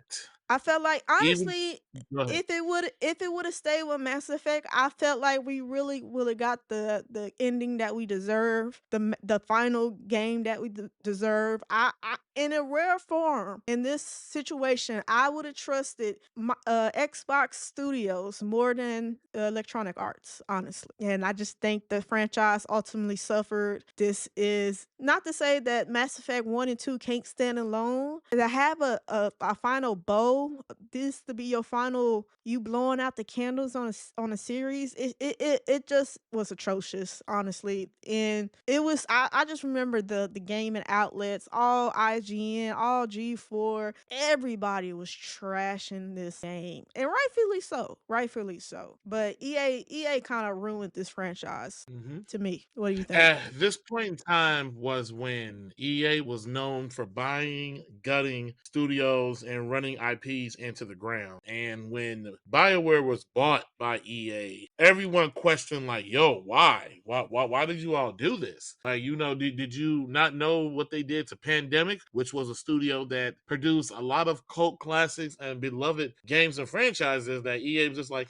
yeah, go away. And around the time by Mass Effect 3, people started to see the effect EA was having on them. Now, yes, I will admit one thing. This is also during a time where you got an entire franchise on one console generation. That does not happen anymore. Oh, It no, does no, not you'll happen. you you'll never see that again. Yeah, not at Like, all does that these happen. games were coming out at, like, 26, 30 months after each other. You will never see that. You'll never see that again. But at the same time, EA also was pushing, wanting to constantly raise the bar. And that probably showed, as my cousin was saying, in the gameplay, in the design and development of the game. The people were leaving. That Casey Hudson dude, he left BioWare, came back and left again Mhm. because of how EA and how they Mhm. want to do things. Yeah, And the that ending, relationship had just soured sour, twice. and I'm gonna bring it up like I was talking about before. That ending, the ending had got leaked bad. And in today's age, I know some listeners are like, well, what's the big deal? Everything gets leaked. This was back during a time where No. major leaks like this, people getting Yeah. fired. Like, this is You, MySpace you days. yeah, you lose your job over a leak like this. Nowadays, most leaks today aren't real. They are a controlled, let's just show Uh, them this and see how testing. they react. Yes, Yeah, they're a controlled it's a testing. rollout. But Yeah. the Mass Effect leak and the ending leak was a huge thing. EA was so pissed that the ending leak that rather than just like, hey, come on and get the game out and let's see how people feel, they was like, hey, you need to change the ending completely because people already know what it is and we don't want them to know what it is. And I'm pretty sure there was no time, and they threw together Mhm. that half-ass color-coded bingo ending, and people were like, what? Hey, there's Not even a just that, but going back to like you said, with you felt like your choices didn't matter. It felt as if Mass Effect 3 probably was rushed yeah. because another series that BioWare worked on that was beloved and got ran to the ground was the Dragon Age series. From Dragon Mhm. Age Origins to Dragon Age 2, they pushed that sequel out in 18 months. Crazy. That does not happen anymore, and it's astounding that that game even was able to stand on its own because that's absurd. That does not happen. But when there's something popular, EA will push and push, and then when it's all draining, and they'll be like, "Oh, we're gonna It's your fire you fault. guys." Yeah, it's Yeah, your it's your fault. fault. So I can see how people's perception skewed from one to two. My opinions of the game, it was an improvement. There were stuff brought back from one. There were things Mhm. brought from two. They did a very good hybrid Mhm. in a sense of the two previous games. I stated before, people love that co-op mode, that galactic war thing. People love that. I know people who barely touched the story. They just played the horde mode because it's like, yo, I'm a space dude with guns, unaliving aliens, and whatever else. People just don't. Developers don't understand the power of co-op. Yeah. But Especially at that time. I will agree and attest. It seemed like a lot of your choices up to that just did not stick. It kind of was a very, well, what was the point of me making that if Yeah. this were go? There were some people I know who went back and replayed 1 and 2 from scratch, documenting their choices so it could carry through the three Look, and me. seeing like, oh, I oh, replayed 2 again. that's where this choice led me. Yeah, to nothingness. And yeah, they tried to make amends with the DLC ending. They gave it away for free. But I can tell you one true thing on how Mass Effect truly was unalived itself as a series. I don't recall much or any DLC coming out for Mass Effect 3. All I know is that they supported that horror mode. That seemed to be the focus to keep player retention and keep you from trading in the game and buying the microtransactions. This is when EA's scumminess was coming full force, where they were taking out stuff they did in the sports games and put them into this one. Now, me, I Mhm. love the story. You go back and you talk to people, there are hundreds, and that's not an exaggeration. There are hundreds of videos of people talking about the possibility that Shepard was indoctrinated from the whole the whole time, Yeah, from the very first yeah. Oh day my when that god, happened. yeah. There are people that broke down scenes, events from the first game to the second to the third, showing that the choice at the end was an illusion and that he was being Mhm. played by the Reapers the whole time. Even the Mhm. whole thing of him popping Harbinger was all set up to give false hope, to lead them down this thing to where when they come, they're like, yo, we're just gonna slap y'all and keep it moving. There are so many videos. We ain't got time to go over them, but it was a lot. It was a It's a heartfelt lot of moment. There were tinfoil hats companions. on. There was a lot of tinfoil hats. There was a lot of tension because you had a lot of companions whose storyline was wrapping up in good ways, wrapping up in bad ways. Actually, you know what? I take that back. They did do DLC. There was some type of like party s thing where Shepard got to spend like one last moment or something with each companion individually Yeah, wrapping yeah, yeah, things up. yeah. It was a Yeah. truly swan song up until the 11th hour, and you kind of just felt like it fell apart. You said You goodbye to Garrett. know You said goodbye to I think it was Thane. Well, if I remember correctly, spoiler, I mean the game is hella old. I believe he was dying. I'm sorry. He was unaliving from a disease or something that his people Yeah, have yeah. from the Hanar rescuing them. And he wanted to save his son or something before he left up. There was a lot going on. You truly felt this was the end to a story, which today's climate, sequels, remasters, and remakes, that's all we getting. EA didn't let that happen. I was pleased with how they did 3. It was a true redemption arc. And I'll even admit this, it took years for me to play 3 because I felt some type of way with 2. And when 3 came out, I was just like, yeah, I'll pass. I played the little horror mode thing because people, like I He said, hey, he people kept holds playing that years grudges, later. people. He holds I do. grudges. I shouldn't, but you know. Hey, but let me talk to you about one tinfoil hat theory. There was, and I did watch a lot of those videos that my cousin just talked about, of like, Shepherd being this, and the third the whole time you been played with, blah blah blah blah. There was one idea that was being tossed around back then that EA leaked the ending on purpose so they then Ooh. could go to BioWare and say, hey, the ending's leak, we're pissed, redo the ending, make it generic, and therefore allow EA to make another Mass Effect game. Now, Mm. if that is to be true, that's really fucked up, EA.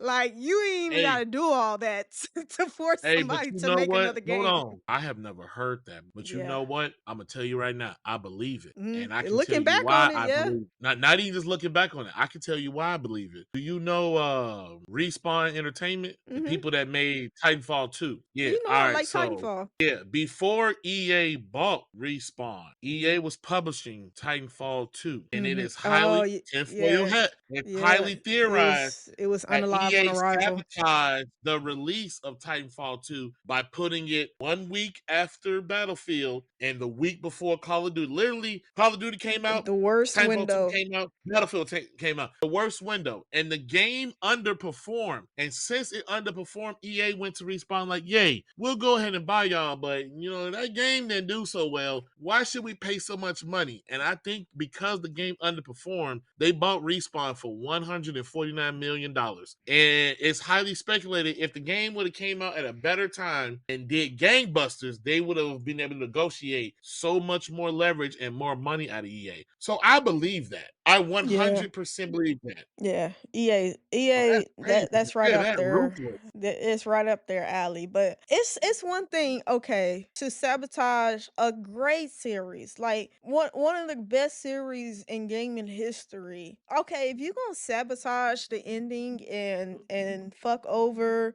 all the players that's been invested with this series for over 5 years at the time, you best to push out some product that's worth that, the worth all that suffering. And they never did. And not to jump ahead with the next thing, but I'ma just say this. Everything that came after Mass Effect 3 should have just Garbage. it should have been kept on the cutting room. And the cutting room is in where they're rewatching movies and they're cutting out scenes because it's just not worth it. So everything that came out of Mass Effect 3, no, it was it would if this idea is true, EA, you shouldn't even be making games, bruh. Because what you wasted 5 years of great storytelling, great consequences for Andromeda. Come on, bruh. But to just wrap up Mass Effect 3, once again, it did not win Game of the Year award. I think even with its controversy, this was the easiest Game of the Year award they could have won. The Game of the Year ended up going to The Walking Dead. Like, what? The fuck? Like, yeah, this was the most layup Game of the Year award they could have won out of all 3 years, and they still didn't. And And I think it kind of goes back to how much backlash that this game got at the time for the ending and how disappointing everybody was. But like once again, you cannot tell the history of RPG games without bringing up all three Mass Effect games. So this still counts in the history making of the franchise. So once again, I felt like it should have won Game of the Year. The Walking Dead was not that good of a game. Like, let's just be honest. And if you don't know, you know now. The Walking Dead is a very generic game. But I do know when The Walking Dead, the when Telltale's The Walking Dead first came out, it was something. I hate to say this, it was something new because it was a game that was released in episodes, and till this day they still do release some games like that. it's not And it took a, groundbreaking. excuse my dog, it took a different approach on the universe of The Walking Dead. At the time it was still a hit TV show. People N- were a little No, whatever for it, but that should not have no, beat no, Mass Effect 3. no, And I'm sitting here like you all like, wait, what? So no. that's absurd. Yeah, that and honestly, I don't get emotionally invested in the Game of the Year's winners because they are never a reflection of what the community actually thinks, who actually do play all these games in real life, not just for 5 minutes. And some of these people that are behind the scenes that make these decisions don't even play video games. But anyway, that's neither here or there. That's another video. This game did go on to win Best RPG, Best Role Playing, Best Cooperative Multiplayer Game for. I didn't even know it won that. Best Cinematographic, Role Playing, and everything else like its predecessors. It did win more awards than any other Mass Effect game. I just think because it was just such a major IP at the time, it was kind of a no-brainer and it was an easy layup. That's why I just don't understand how The Walking Dead won Game of the Year. But I just think that was just people who don't play video games picking that. But that's kind of how I felt to wrap up Mass Effect. It's kind of a shoulda, woulda, coulda because leak ending was in fact the real ending that we shoulda always gotten. Then we were cheated. If Right. EA did leak and sabotage Mass Effect 3, yeah, I yeah, whoever was running EA, you got some bad karma coming your way, my guy, because that's just atrocious. It was wrong. It could have been, it should have been so much more. And a true ending to a trilogy. Because, as we stated, this was the beginning of the sequelization of anything successful. You gotta make another sequel. It has Mhm. to live on to keep making more money. It Mhm. could have ended at 3 and that'd been it. But Yeah. that's all I got. Yeah, and this leads into the atrocious Mass Effect Andromeda release. And like I said, if EA sabotaged Mass Effect 3, let's just say for argument's sake they did because they thought they could continue on with the franchise and make it and flip it and do all these other things. At least the product. It has to be minimum of good, if not great. And Andromeda, which is Was neither. it became a fucking laughing stock. And so much of the last laughing stock that they chefed the whole fucking IP into further notice. And we have not heard or seen of anything concrete Mass Effect Andromeda.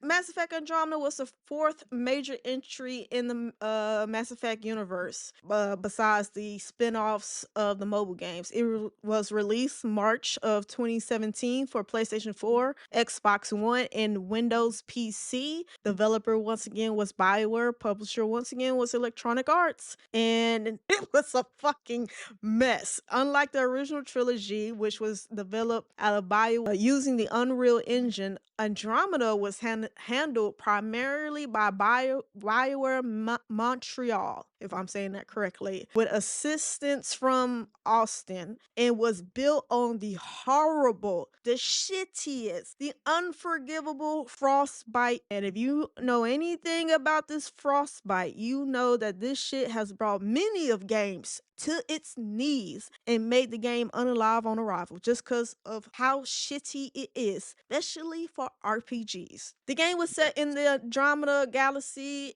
It was supposed to be a fresh storyline with new characters rather than continuing Amanda Shepard's story after the conclusion of Mass Effect 3 was worked on starting dating back to 2012 following the Mass Effect 3 release. One of the earliest big decisions was not to include Shepard or tie directly into the original trilogy's main characters at all. So they really don't discuss characters or really any main choices that you could have made in the first 3 games, because these group of people that you deal with in Andromeda, they were sent off in the middle of, the war between you and the Reapers really popping off. It was a last ditch effort to save the human race and continue on just in case shit fucked up, which is really not that bad of a storyline. I could really understand the mindset of like, hey, just in case, we gonna send these ships to this different galaxy to start fresh, start over. Hopefully the Reapers ain't there and they already fucked up shit. But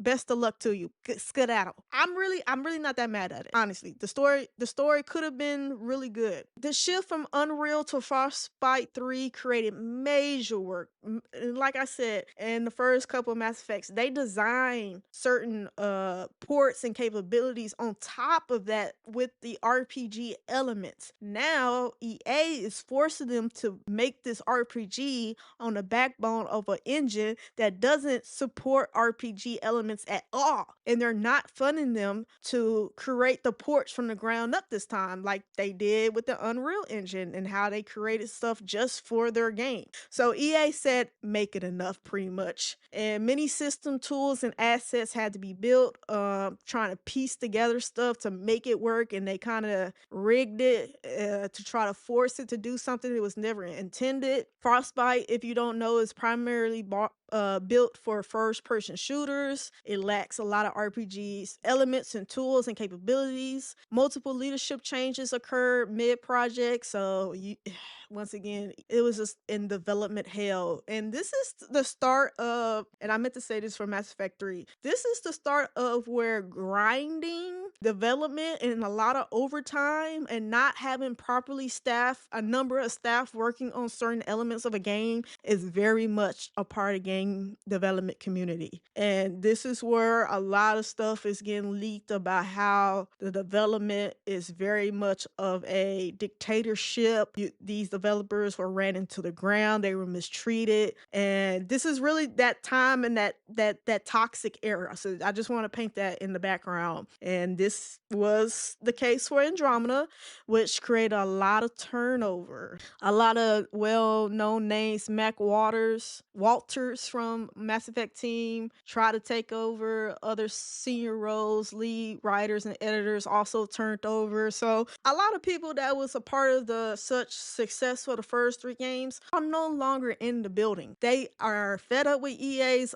dictatorship and their requests and demands, and they said, hey, you keep the IP, I mean, you have the rights. We did what we always said we was gonna do. We was gonna make 3 games. All this extraness, you on your own. And the production scale was considered large. It had 200 developers. Budgets were very substantial. Just in the marketing for Andromeda, EA invested over $100 million. This game was just in development hell. Wait, 100 mil? Where did it Yes. go? Don't know.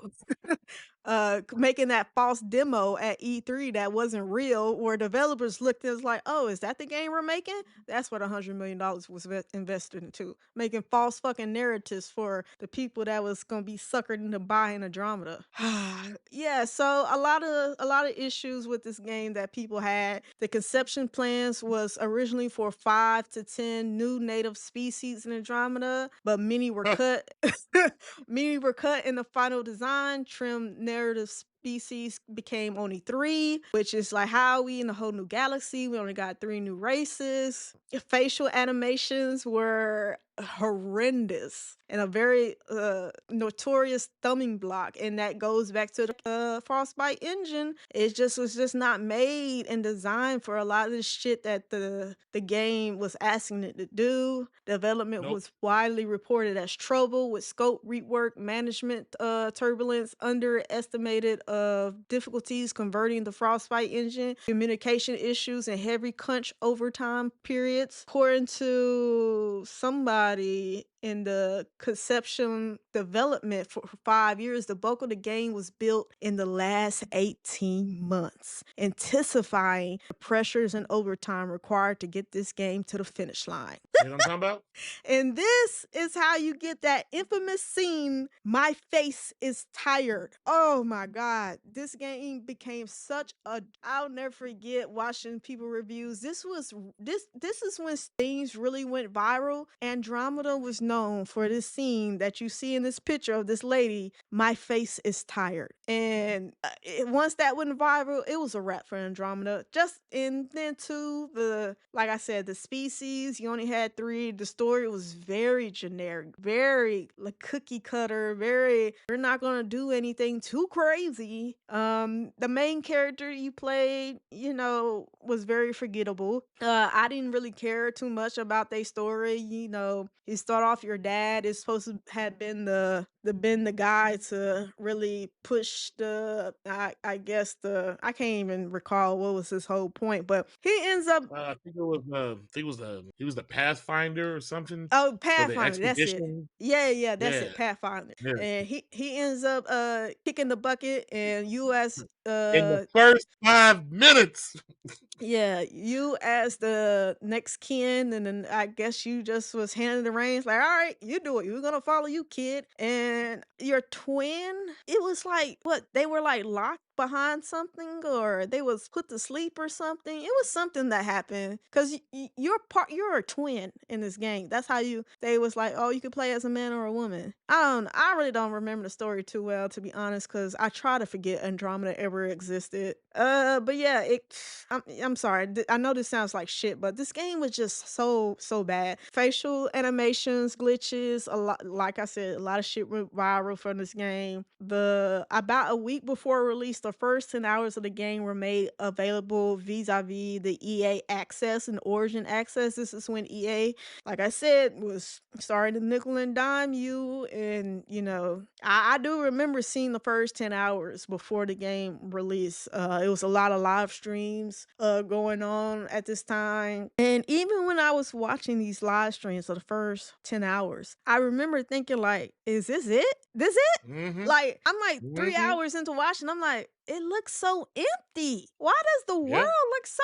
empty? The dialogue was and it's just like coming off the heels, which it is a bit of a stretch between Andromeda and the first three Mass Effect games, but three Mass Effect games. Well, let me say the first and the second one, they came out swinging. You started the game like, hey, this is the situation we in. We got to get right. Blah blah blah blah blah. And I guess Andromeda tried that and it just fell flat. The story felt flat. All the glitches, the engine problems really popped up.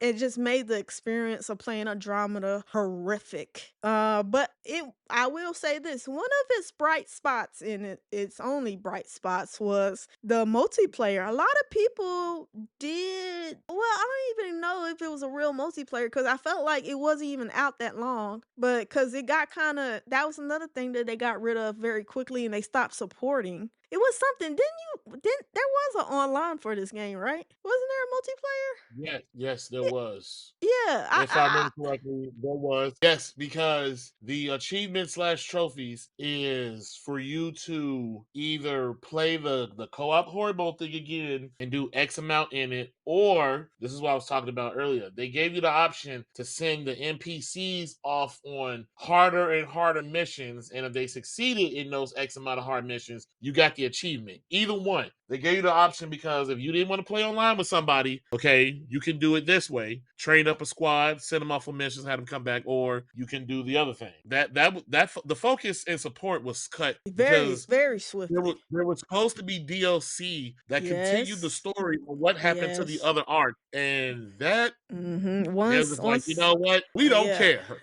Once and we all the don't care if you backlash care. and all the heat from the game being released. And mind you, what this game came out in 2017. Am I looking at this right? 25, about 5 years later. Yeah, it came out in No. 2017, 5 years after Mass Effect 3. This game was it was always set up to fail. It was never set up to be successful. Not with all the micro managing of EA. Not most of the game was completed in the final 18 months before release. And I always felt it crazy, and I felt like it was a robbery that EA did with the fan base of with Mass Effect. Mass Effect is already a household name at this point, so you already gonna have people buy the game just because it has Mass Effect on it. And I was one of those dumbass people. I bought the collector's edition because I'm like, oh, it's Mass Effect. I have a certain level of expectations for Mass Effect, and once people start saying, hey, this ain't Mass Effect, this is some shit you slapped Mass Effect name on and put some little reference on the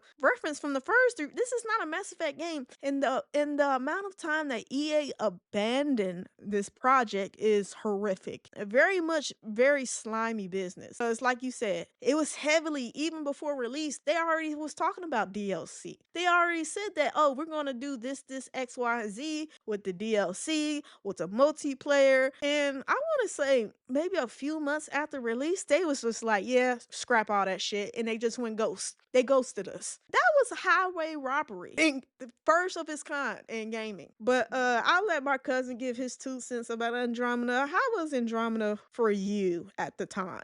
You can edit this out, but can you edit the card thing, like the graphics? Because you got Mass Effect came out and Andromeda came out in 2017. The card says it came out in 2021. Yeah, that's why I was looking. But yeah, I mean, that's nothing but a sticker. Okay. Now I just make sure. All right, and back into it. For me, Mass Effect Andromeda did not need to exist. It was a blatant cash grab. The idea of it was nice. The marketing said, "Hey, we're going back to Andromeda. I'm not sorry, the Milky Way. This is supposed to take place somewhere between, I think, Mass Effect 2, where while Shepard was unaliving and saving the galaxy, you had a ragtag group of people leaving the galaxy, which to me, I thought it's nonsense because to me it parallels with Earth and like, oh, we're gonna go to Mars and do all this. Like, yo, we got real life problems here. Why are we going to another planet? So in this game, it's like, hey, you guys got real life problems in the galaxy. Why are you going somewhere else? But to me, Andromeda had built up so much hype and hope for a game, a new storyline, possibly a trilogy. It would take place during the events of Mass Effect 2 and expand into its own opera, but sadly, that is not what happened. We're talking lazy game design, Russian production.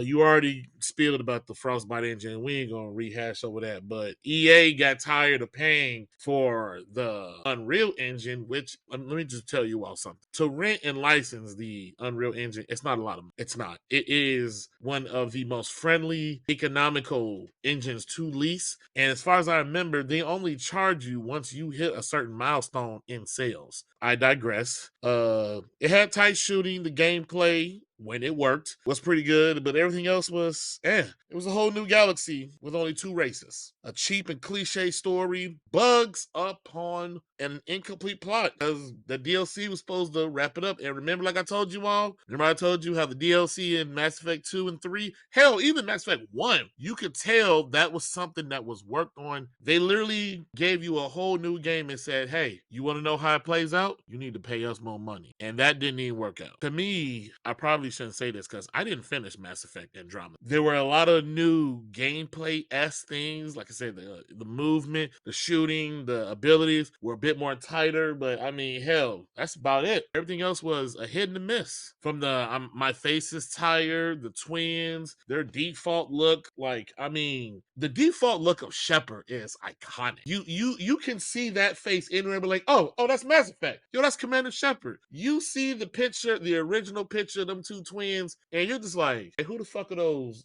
young people? Who's those Gen Xers or Zers, whatever the hell they are? It was just lackluster all around. Or as my cousin puts it, no, I ain't even gonna say it was mid, because that would imply that it's decent, but just It was just Terrible. It did not need to have been made. There's nothing wrong with a story ending. Matter of fact, I'm gonna take it back to my last reference. Terminator. Terminator could have ended at 3 when Judgment Day happened. And they kept putting more movies and they got worse from each movie, and this got worse. It didn't need to be made. I tried going back to I ain't gonna lie. I ain't gonna say I tried going back playing from the beginning because we just ain't gonna do that. That's too much work.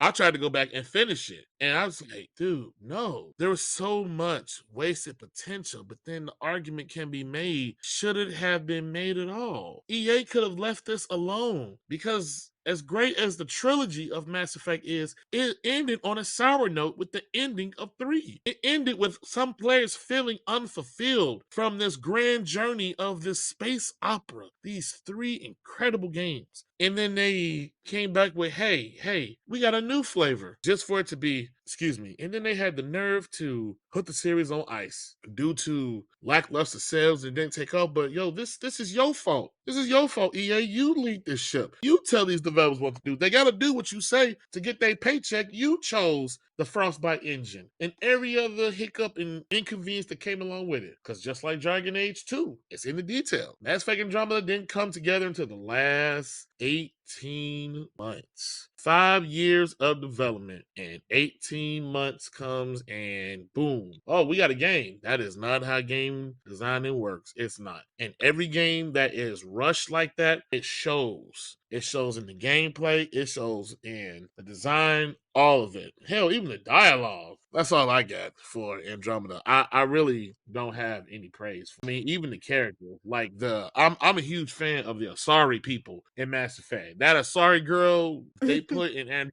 then the Krogan. That's the name of Rex's race in the Mass Effect universe. His character was a sideline kind of grandfather esque person, and just no, it didn't need to be made, and it shouldn't exist. Yeah, talking about the most legal highway robbery ever known to man. That is what Andromeda eventually became. Unfortunately, I still don't understand because the game did sell. It made, enough money to pay all its costs off and then some. And so for EA to drop support so quickly, I don't know if they were tired of fighting with BioWare and they thought they could get money quickly in other avenues, but it was just crazy at the time when they publicly went public and said, "Hey, we're done with this Mass Effect Andromeda game." And yeah, that kind of was the last bow and kind of wrapped up this game. Unfortunately, it was unalive on arrival. It was set up to fail. It was never going to succeed just because it was on Frostbite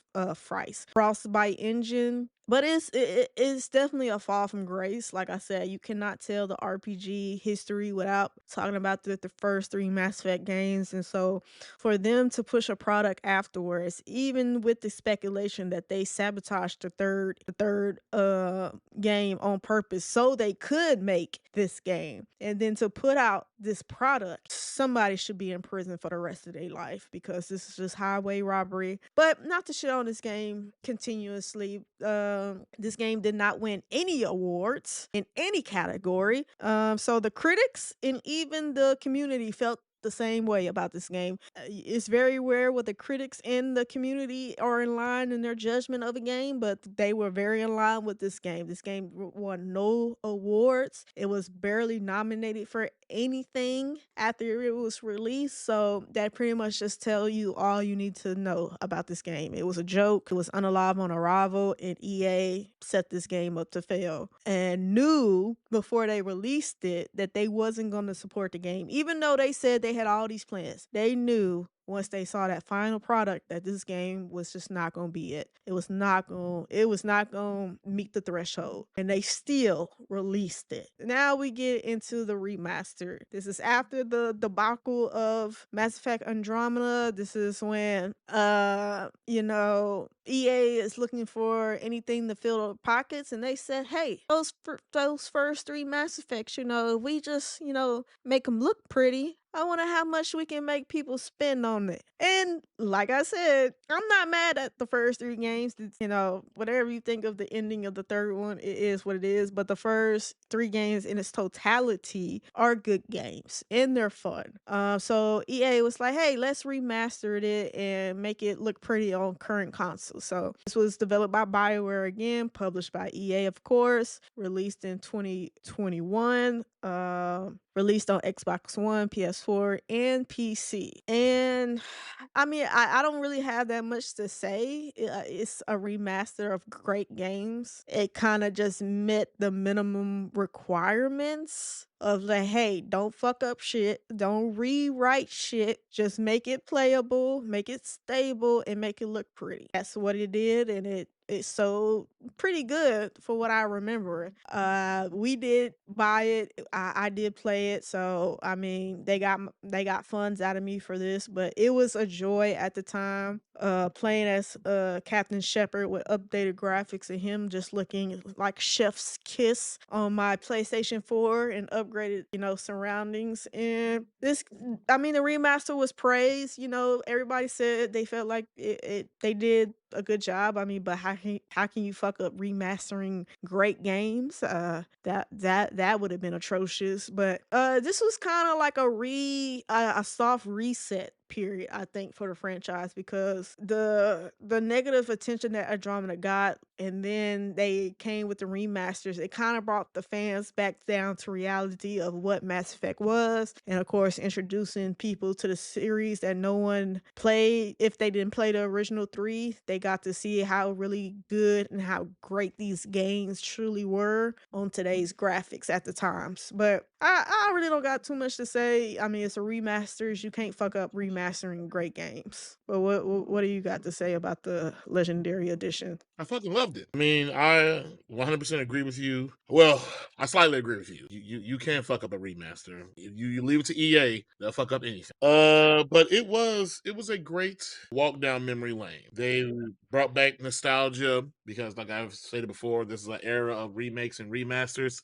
Quick turnaround, quick nice buck. I believe there were some little instances of things back behind. I think there was a piece of DLC that got left out because they lost the source code. I do not know how you lose the source code to your own product, but okay. And then it was supposed to, I guess, give some rejuvenation to the series because there was talks of them doing more or whatnot of it, but I mean, it ain't a real lot. I mean, we already covered the three games. It was a nice upgrade. I bought it because you go back and try to play these on the original system they played or made for. They're a little rough. They're a little rough around the edges. So you got a new higher up res, all DLC, everything included all in one. Complete package. Nothing less, nothing more. That's all I Yeah. got. I really ain't got much more. I mean, Yeah, I mean, it's a remaster. it's a remaster, but leading into our final topic, Mass Effect new entry in the franchise, possibly expected in end of 2026, early 2027. This is all alleged, nothing's concrete. They EA love teasing Mass Effect fans. They did release this graphic, Mass Effect will continue. And I'm just gonna go over all the quote unquote leaks of this next game. First one is that veteran team involvement. I love when we talk about Mass Effect games, they always have to drop that. Oh, there are veterans from the original trilogy involved with the next development. Whatever. But supposedly there are names like Michael Gaplin, project director, Parrish Lee, Derek Watts, Dusty Everman, and Holmes. I'm not too familiar with those names because they're not the names that, I was ever Not known just me. that I known of the original BioWare team, but if those people were involved in the first three, hopefully they have some type of magic in their pen still. The current state of this Mass Effect game is supposed to be still in pre-production. The game is still in early development, not yet in full production. Some speculate that the full team hasn't yet been assembled. It is not yet ready for a full staff of 250 to 300 people. No confirmed release window, so the 26th to 27 release date is just a very soft date and probably an ambitious release date. Honestly, most people said that you probably won't see this game until 2029. Jeez, jeez, jeez. Yeah. 2029. It It is thought that the bulk of the work only began in the earnest after resources freed up from Dragon Age the Veilguard. Single player focused BioWare has rendered interest in making the next Mass Effect game a single player experience, much like the first three games, rather than focus on any multiplayer or live service action type game. Sure. Yeah, yeah, yeah. That sounds like a word salad. Sequel versus continuations. Rumors suggest that Mass Effect 5, quote unquote, may act as a direct sequel to both Mass Effect 3 and Andromeda. That would be very I would be very eyebrows Wait, up. Yeah, that's why I'm how? like yeah, how attempting to tie up threads from both storylines, there is speculations over which ending of Mass Effect 3 could be treated as canon start point. Yeah, okay, whatever. Teaser and confirmation. A teaser trailer was released confirming the existence of the project. Teasers released on December 10th, 2020, and there was another tease, but I don't think it was a trailer in 2023. The teaser and announcements have allowed fans to dig into Easter eggs and hints because it had the N7 logo and silhouette images for clues. Yeah, whatever. Scope and ambition.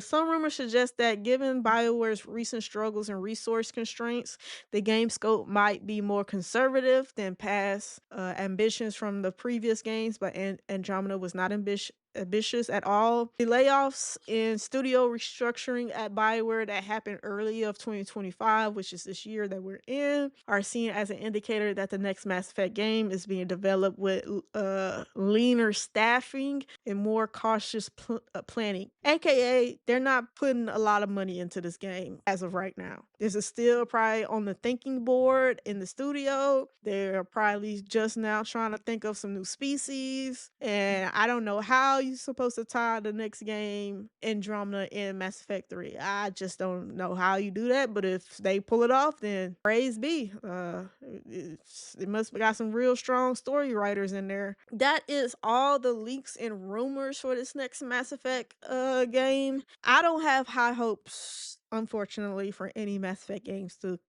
come. And I'm in the mindset that you have to work for my money, and just because you put a Mass Effect logo on a game doesn't mean I'm going to buy it. Not after that atrocious Andromeda release. So I'm kind of in a state of, if it comes, it comes. If it doesn't, I don't feel like gaming RPG world is very dependent on Mass Effect. I don't think there's any trailblazing. There is no innovation coming out of BioWare these days. I don't care who they say is coming back from the old team. They've been saying that for 10 years. That's all word salad and fluff to make people excited. I think the franchise is over. It ended at 3. There is no continuation. At this point, they're just slapping on the name for sales. And I know that's a very dark outlook, and I really have all the hopes. I hope this game is good. I hope this game does come out and it makes me eat crow. I just don't have no, because in 2025, where games and game systems have the audacity to be $800 and video games have the audacity to be $80, $100, baby, that means you have to bring it. And I just don't think anything that's came out of the BioWare studios push creativity, push the genre forward. It has done none of those things. So praise be for this game if it does release. But what do you think about this rumored Mass Effect game? Just leave it alone. I don't have any hope. I don't have any speculation. If this rumor is true, oh, it's going to tie the gap between how? When the second game is happening, this Andromeda game is happening. So I can't wrap my round on trying to make logic sense out of that. This is nothing but just trying to one last hurrah to make some money off of the name of this, because it's just like Assassin's Creeds. Assassin's Creeds have fallen off, but they know if they call it anything else, it won't sell. And that's what they're trying to do with this, and it just ain't happening. The RPG genre has moved and accelerated leaps and bounds that they're gone. We don't need a new Mass Effect. There's Yeah. no one innovating. There's no one that's tried to copy. There's no one that's trying to do anything that Mass Effect has done. It is sad to say, a relic of its time, and it is an official classic. And let it be that. We Yeah. don't always need a continuation of things, and EA is just being, let's be Yeah, they honest, EA and they're just being money. EA, and Everyone knows at this point there is no original developer at BioWare from the original team that made the trilogy. There's no one left. So why even advertise any of it? Because the only people who'll be interested is people who don't know nothing about the series. And even then, it's like, hey, nah, just let this go. I ain't got none. Yeah, And real I don't sad to expect much say. from this. I think the whole point of the start of this franchise is that it was supposed to be told over 3 games, and they were very accurate in that prediction. I think pushing the franchise past that was a mistake. It does nothing but hurt the brand in the long term, and I just don't see Mass Effect being great or even decent or even average while under EA, especially now where EA has been bought out. I definitely don't got no hope for this game. And this game, 9 out of 10, won't happen, honestly. It's real easy to make a trailer. It's real easy to make these little graphics and put Mass Effect and have some space like looking thing in the distance. It's real easy to do that. But making the game and then making the game on the Unreal engine, on a good engine that's not Frostbite, yeah, I think you're asking too much of EA at that point. But that is our breakdown of the Mass Effect franchise in its totality. Let us know in the comments below if we missed anything or if we should have talked about the mobile games. If you are a fan of the mobile games, I'm just not gonna Yeah, speak on okay. something I didn't play. So sorry, not sorry. But tell us how you feel. Did you play all three when it originally came out? How did you feel about the ending? How did you feel about the franchise in its totality? And can Mass Effect make a heroic return and be the king of the RPG world once again? I'm gonna say no. I No. no. No, but let us know if you disagree and you can see how they could and if you think this next Mass Effect game is really real. I think it's smoke and mirrors. I think it's word salad, all this stuff. They're not even in full production mode. I don't even have full staff, so that's another inkling. Then BioWare just went through a massive layoff earlier in the year, so it's a lot of things working against this next Mass Effect game if it is to be true. Let us know in the comments below. Let us know what do you thought about our Let's Talk edition and what our next Let's Talk edition should be. These Let's Talk editions are new and they're going to be focused on a singular topic. So let us know in the comments if you have any suggestions you want us to break down. Absolutely. Also, in the comments, tell us about your favorite or disappointing moments throughout the series. You can include Andromeda as well, your highs, your lows, some of your greatest, WTF moments. Share them with us. Yeah, And then definitely. also, too, like you said, let us know how you felt about this. There will be more to come. But anyway, not to drag this on, but let us know who you play it with most of the time in the games and let us know which Mass Effect game is your favorite. And we'll see you on the next episode of Let's Talk Edition. Take care, guys. And that's it for this video of Are You Not Entertained podcast. Thanks for hanging out with us. Don't forget to like, comment, subscribe, and hit that bell so you'll never miss our next hot take. Until next time, are you not entertained?